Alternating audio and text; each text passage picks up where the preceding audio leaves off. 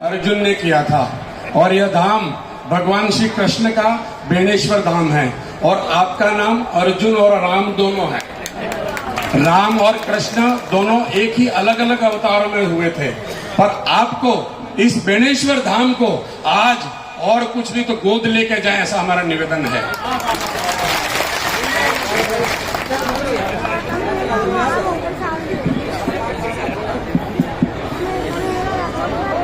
गोद लेकर के करना क्या है ये तो बताओ। गोद लेने के उपरांत वो गोद लेने वाली माँ जाने या पिता जाने। वो माइक दो, वो माइक ठीक है, माइक नहीं, गोद वाला ही ठीक है, ये गोद वाला माइक ठीक। बोलिए बेणेश्वर धाम की, महावजी महाराज की। देखिए इस अवसर पर मैं थोड़ा पहले आ गया था तो मैंने इस अवसर पे कुछ चीजें नोट भी की है, कुछ चीजों को कलमबद्ध भी किया है, किसी को रिकॉर्ड भी किया है। उसका एक कारण है, अभी मैं बताऊंगा क्यों हम ऐसा किया। श्री हरिमंदिर स्वर्ण शिखर प्रतिष्ठान महोत्सव बेणेश्वर धाम के अवसर पर हम सबको ऊर्जा दे रहे, हम सबका मार्गदर्शन कर रहे और एक सात्विक प्रवृत्ति के पीठेश्वर बेणेश्वर धाम पीठेश्वर गोस्वामी सुतानंद जी महाराज साहब के चरणों में वंदन करता हुआ मेरी बात को मैं प्रारंभ करता हूं। मंच पर उपस्थित राजस्थान सरकार के मंत्री महेंद्र जी सिंह जी मालविया साहब, डूंगरपुर बांसवाड़ा के सांसद श्री कनकमल जी कटारा जी, आसपुर के विधायक श्री गोपीचंद जी मीणा, घाटोल के विधायक हरेंद्र नीनामा जी, हमारे एमडी द मारुति नंदन ग्राम के श्री मदन सिंह जी चौहान, नारायण जी पटेल हमारे ट्रस्टी, रेशम मालविया जी जिला प्रमुख बांसवाड़ा, संत भगवती कृष्ण महाराज श्री महामनोहर कथा व्यास, आचार्य निकुंज मोहन जी पंड्या और मंच पर उपस्थित अन्य सभी अतिथिगण। इस अवसर पर मातृशक्ति के रूप में जो हमें एक विहंगम दृश्य नजर आ रहा है, जी करता है कि जोरदार ताली बजा करके मातृशक्ति का स्वागत करना चाहिए। बहुत अच्छा दृश्य आपने उपस्थित किया, मैं देख रहा था और मुझे गुरुदेव ने आदेश दिया था कि आपको आना जरूर है, तो मैं सरदार से था गुरुदेव, मालविया जी भी कह रहे थे आपने ठीक ही किया, और वहां से मैं सीधा आया। काफी दूरी भी है, लेकिन यहां आकर के मुझे अच्छा लगा कि मैंने जो निर्णय लिया वो सही लिया, ये जरूर अच्छा लगा यहाँ। और जब मैं यहाँ आया तो एक आवाज आ रही थी, जब मैं उधर से रवाना हुआ तब भी आवाज आ रही थी, जय महाराज बोलो जय महाराज। ये भी एक सुंदर कीर्तन का रूप मुझे यहाँ देखने को मिला। कीर्तन कई तरह से हिंदुस्तान में होते हैं, लेकिन इस धाम पर जय महाराज बोलो जय महाराज कीर्तन अपना आप में अद्भुत है, और आने वाले समय में हम संस्कृति मंत्रालय से कुछ इस पे करने वाले हैं। जय महाराज नहीं, जरूर कुछ करने वाले हैं, उसकी मैं घोषणा भी करूंगा ही, आपके सामने करूंगा। दोनों हाथ ऊंचे करके अभी करेंगे थोड़ा गोद लेना है, क्या करना है कुछ गोद लेना है। देखिए मैं रात को यहाँ रुका था एक दिन, सुबह जय महाराज जी से चर्चा हो रही थी, गोपीचंद जी भी आ गए थे सुबह सुबह। मैंने कहा वो तंदूरा कहाँ है जिसमें आप भजन गाते हो, क्योंकि मैं भी तंदूरे पे भजन गाता हूँ। आज नहीं गाऊंगा, ध्यान रखना, फिर कभी गाऊंगा। तो मैं एक चर्चा कर रहा था गुरुदेव से, तो इन्होंने कहा रामदेव जी के तो 24 प्रमाण हैं, उनमें इनका जिक्र है। मैं देख रहा था बाबा रामदेव जी के 24 प्रमाण। बाबा रामदेव जी रूणीचा धाम, राजस्थान का वो पश्चिमी हिस्सा, पोखरण का इंडो पाक बॉर्डर एरिया और एक इधर का एरिया। देखिए जब कोई अवतारी पुरुष होता है तो उसमें साम्यता होती है। बाबा रामदेव जी रूणीचा वाला बहुत पहले हुए, लेकिन इन्होंने अपनी वाणियों में इस धरती का उल्लेख किया, इस धरती का उल्लेख किया। और मैं थोड़ा अध्ययन करके भी आया हूं, वो वाणी पूरी तो बाद में कहेंगे, लेकिन जो कहा है उसमें सही सही कहा है। उन्होंने क्या कहा? उन्होंने कहा, ये बाबा रामदेव जी ने अपनी वाणी में कहा है। वाणी थोड़ी भाषा का फर्क हो सकता है, लेकिन क्या कहा? तन मन दीना अभय पद लीना। जो तन मन दे देते हैं उनको अभय पद प्राप्त होता है। जैसे गुरुदेव को हुआ, गुरु माता को हुआ, ये अभय पद है, आपने दिया ना, ये अभय पद है। तन मन दीना अभय पद लीना, जद मुक्ति पद पाया। ये बाबा रामदेव जी कह रहे हैं, जो कृष्ण अवतार है। तन मन दीना अभय पद लीना, जद मुक्ति पद पाया। दसों दोण कलश का काट्या, दसों दोण कलश का काट्या। निकलक माई समाया, ये माही यही है, ये माही नदी यहां समाया। निकलक माही समाया। तो ये कब बाबा रामदेव जी? तो मेरे ख्याल में 600 वर्ष 650 वर्ष पहले उन्होंने अपनी आगम वाणी के माध्यम से ये बताया कि ये पवित्र स्थान इतना पवित्र होने वाला है, यहां कोई अवतारी पुरुष जन्म लेने वाला है, इतना वर्ष पहले। और जब मावजी महाराज आए तो उन्होंने अपनी वाणी से पूरे संसार को चेताया कि ऐसा होने वाला है, ऐसा होने वाला है। पानी भी बिकेगा, लोग कल्पना नहीं करते थे, पानी भी पैसों से बिकेगा। उस समय कोई 300 वर्ष 350 वर्ष कोई कल्पना करता था क्या? हवा में बात होगी, कोई कल्पना करता था क्या? तो उस पर रिसर्च करने की जरूरत है। हमें प्रधानमंत्री जी ने कहा भी है कुछ पे रिसर्च करनी है। मानगढ़ धाम में जब प्रधानमंत्री जी आए थे तो आपसे जब चर्चा हो रही थी तो आपकी तरफ मुखाबित होकर के प्रधानमंत्री जी ने कहा कि आपका रिसर्च वर्क कैसा चल रहा है? तो आपने मेरी ओर मुखाबित होकर के कहा मेघवाल जी संभाल रहे हैं। तो अब संभालना ही पड़ेगा संभालना ही पड़ेगा। तो 3-4 चीजें जो मैं वहां मंत्रालय से चर्चा करके लाया हूं, इस संबंध में आपको बताना चाहता हूं। एक तो मैं देख रहा था कि काफी लोग यहां पहले बैठ गए थे, करीब 10:30 बजे ही बैठ गए थे और यात्रा चल रही थी। तो ऐसा कोई आयोजन हो तो मावजी महाराज पे फिल्म होनी चाहिए जो इस पर्दे पे दिखती रहे। तो हमारा संस्कृति मंत्रालय पहला काम तो ये करेगा कि मावजी महाराज पे एक फिल्म बनाएगा जिसका आज का दृश्य भी सम्मिलित होगा। कलश यात्रा का फिल्म हमारा संस्कृति मंत्रालय बनाएगा। वाह प्रिंस भैया बहुत बहुत बधाई आपको भी। जय महाराज। फिल्म हमारा संस्कृति मंत्रालय बनाएगा, आपको उसमें रोल करने वाले लोगों के नाम देने हैं। तो वो आप जितना जल्दी दे देंगे, यहां भी आकर के वो नहीं प्ले भी करेंगे, अपना भी शूटिंग करेंगे। कुछ चित्र जो हमने लिए हैं उनको मैं दिखाऊंगा। मेरी रास्ते में बात भी होगी, मैंने कहा तो बहुत वियंग दृश्य है। तो हमारे आईजीएनसी एक हमारा केंद्र है संस्कृति मंत्रालय का, इंदिरा गांधी राष्ट्रीय कला केंद्र, उसके सेक्रेटरी से मेरी बात हुई, सच्चिदानंद जोशी से। उन्होंने कहा साहब आप घोषणा कर देना, हम संस्कृति मंत्रालय से ऐसा अगर प्रोग्राम है, इतनी बड़ी मात्र शक्ति, इतनी मात्रा में कलश लेकर के आई है। मैंने कहा 11,000 तो कह रहे हैं, मुझे तो 20,000 के आसपास मात्र शक्ति लगती है।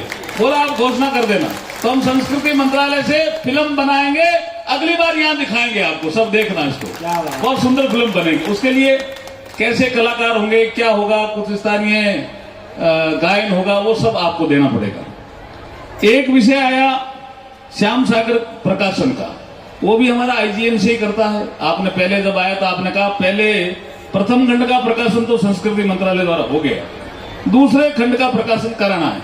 तो ये भी मैं घोषणा करता हूं कि ये संस्कृति मंत्रालय द्वारा हम प्रकाशन करवा देंगे। हमें दे देना वो मटेरियल, हम पूरा प्रकाशन करा देंगे। खाली प्रकाशन ही नहीं कराएंगे। इस बार हम सोच रहे हैं कि हमारे पास एक राजा राममोहन राय लाइब्रेरी फाउंडेशन है कलकत्ता में। तो जो फाउंडेशन है कोलकाता में, उसके माध्यम से ये महावजी महाराज का जो साहित्य है वो सारे राज्यों में, केंद्र शासित प्रदेशों में और बड़े बड़े एनजीओ में, बड़े बड़े दफ्तरों में पहुंचा देंगे। ऐसा भी प्रयास करेंगे और उसका सारा खर्चा भी संस्कृति मंत्रालय वहन कर लेगा।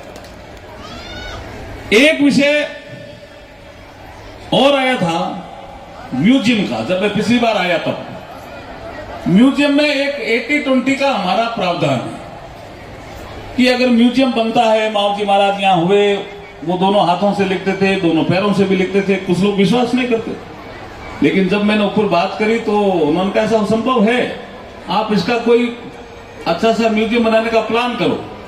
तो मैंने फाइलें देखी तो मेरे को लगा महाराज वह 7 करोड़ का प्रपोजल आपका आया हुआ है। ये 7 करोड़ तो मुझे लगता है कम पड़ रहे, तो कुछ बढ़ाना पड़ेगा। तो मैं 10 करोड़ से म्यूजियम बनाने की यहाँ घोषणा करता हूं। इसी एरिया में जहां माओ जी महाराज आसपास रहे, गए, किधर रहे, कहां गए, कैसे रहे, उसका एक बहुत अच्छा म्यूजियम, उसका नाम म्यूजियम ही दीजिए आप। पनोरमा में कुछ लोग दे देते हैं, लेकिन आप म्यूजियम दीजिए, कोई दिक्कत नहीं, क्योंकि स्कीम है वो हमारी। मालवीय जी बैठे हैं, मैं इनसे भी अनुरोध करता हूं कि उस स्कीम में 80-20 का एक प्रावधान है, जिसके कारण पिछला 7 करोड़ का प्रपोजल अटक गया। अब ये 10 करोड़ रुपए तक का हम कर देंगे। आप उसमें से जो 20% की राशि है, इसका मतलब 2 करोड़ एक राज्य सरकार से सहमति ले लेते हैं, तो जितना जल्दी होगा हम इसको महीने भर में ही सैंक्शन कर देंगे और आप काम शुरू करवा दीजिए, तो बहुत बड़ा काम होगा ये इसके लिए। आप तो आयोजन समिति के अध्यक्ष भी है, इस काम को हाँ कर रहे हो ना आप? बोलिए माओ जी महाराज की। नहीं, ये बड़ा काम हो जाएगा जी। आने वाली यंगर जनरेशन देखेगी कि ऐसे भी कोई महात्मा हुए थे जिन्होंने ये कह दिया पानी पैसों से बिकेगा। उस समय कोई कल्पना ही नहीं कर सकता था। उन्होंने ऐसा कह दिया, हवा में बातें होंगी, मोबाइल कर रहे हैं। तो ऐसे महाराज की यंगर जनरेशन में, और खाली यही नहीं, खाली राजस्थान में नहीं, पूरे संसार में इस बात को प्रचारित किया जाना चाहिए, पूरे संसार में। और तब होगा जब अच्छा म्यूजियम बनेगा, लोग देखने आएंगे। और म्यूजियम भी महाराज मैंने इसलिए राशि बढ़ाई है, डिजिटल बनाएंगे, डिजिटल म्यूजियम बनाएंगे। कोई यंगर जनरेशन का, हमारे आदिवासी भी कोई लड़की पढ़ रही है और डिजिटल से बटन दबाए, माओ जी महाराज ने पानी के लिए क्या कहा था, तुरंत वो सारा कहा वो आ जाएगा। तुरंत माओ जी महाराज ने कहां से कहां यात्रा की तो तुरंत आ जाएगा। भविष्यवाणियां क्या क्या की तुरंत आ जाएगा। आजकल डिजिटल में बहुत बड़ा आराम हो गया और यंगर जनरेशन डिजिटल को लाइक करता है। उसका सारा जो अब तक के कार्यक्रम आपके हुए हैं इसके विकास के, वो सारे उसमें दर्शाए जाएंगे। 300 वर्षों का इतिहास, और अभी इन दोनों जो हो रहे हैं वो भी सम्मिलित हो जाएंगे। तो ये एक म्यूजियम का काम, जो मुझे कोई कह रहा था कि टीएडी में पहले भेजा, इसको आप अलग से, टीएडी में जो भेजा वो अलग से कर दो। हम इसको संस्कृति मंत्रालय की म्यूजियम फंड ग्रांट से 10 करोड़ की राशि सैंक्शन कर देंगे और अच्छा म्यूजियम यहां बना देंगे। एक आपने गुरुदेव और कहा था कि कुछ 7 जाति के लोग हैं, जो आपने जिक्र किया था कि माओ जी महाराज उनको ही अधिकृत करके गए थे कि आप माओ जी महाराज की वाणियां वही गाएंगे और वही कहेंगे। तो उनके लिए एक छात्रवृत्ति का विषय आपने बताया था। तो वो लिस्ट अगर आ जाती है तब हम आगे का कार्यक्रम करेंगे, क्योंकि मैं चाहता हूं कि चाहे 100 लोगों को भी छात्रवृत्ति मिले, लेकिन छात्रवृत्ति मिलनी चाहिए, नहीं तो वाणियां जिंदा नहीं रहेगी। आप समझ रहे हो मैं क्या कह रहा हूं? जो माओ जी महाराज की वाणियां गाने वाले लोग हैं 7 जाति के, जैसे गुरु जी ने बताया मुझे, वो महिला भी हो सकती है, पुरुष भी हो सकती है।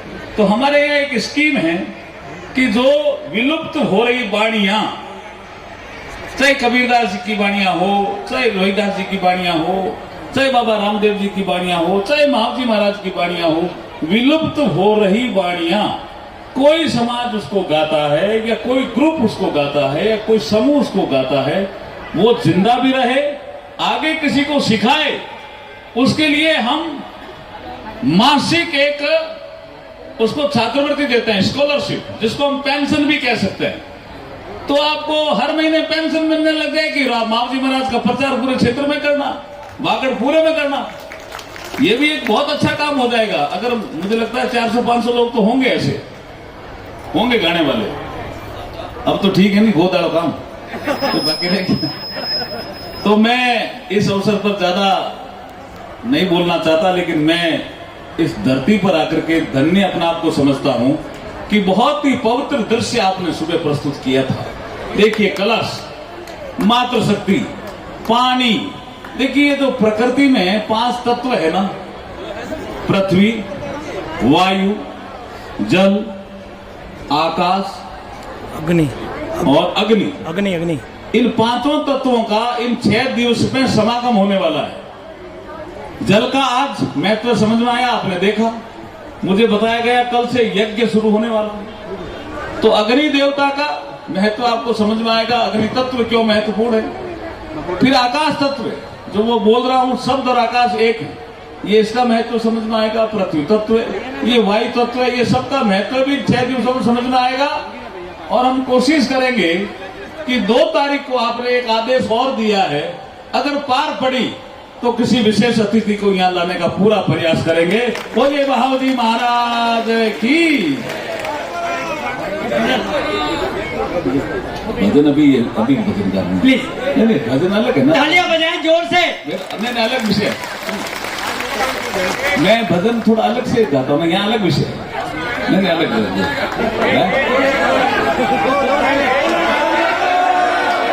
मैं भजन तो गाता बैठ जाओ, हूँ, आप लोग पहले बैठ जाओ।